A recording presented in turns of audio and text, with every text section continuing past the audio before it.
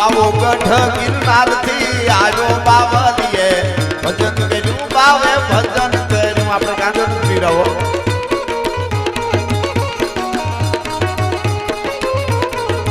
બાવો ગઢ ગિરનાર થી આવ્યો બાવલીએ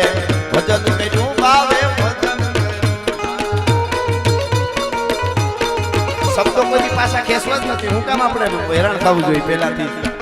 કાયદો કાનૂન તાકાત નથી કોઈ આમાંથી કાઢી શકે કાંઈ